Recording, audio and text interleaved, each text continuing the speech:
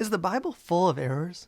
This is a common objection given by skeptics, and I've found that even many Christians will almost sheepishly confess that they agree.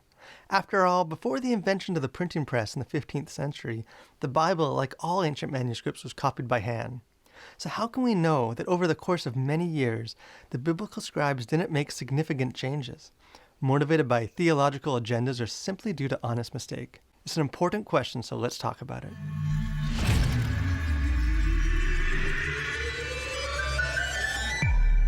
It's been famously said that there are more variants among our manuscripts than words in the New Testament. Scholars estimate that there are between 250 to 500,000 textual variants as a result of the copying process. These raw numbers may seem alarming at first, but consider this. Roughly 75 to 80% of these variants are the equivalent of a modern-day typo.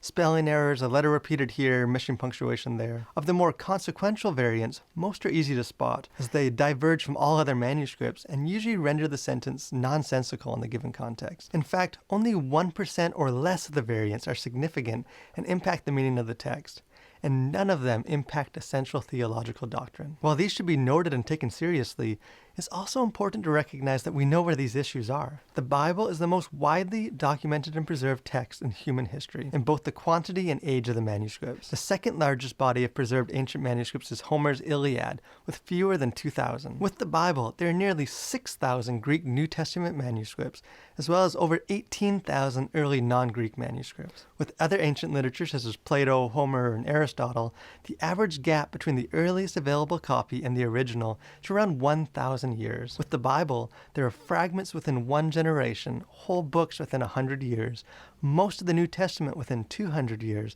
and the entire New Testament within 250 years. The Bible is so well documented that not only can scholars recognize the textual variants, they can often trace the development back to the origin. Logically, we would expect more errors to occur the further from the original the copies are. Yet, as archaeologists discover more and older manuscripts, they continue to affirm the amazing truth. The Bible has been preserved and virtually unchanged through the generations, from the time of the early church until today. Does this prove that everything written in the Bible is true?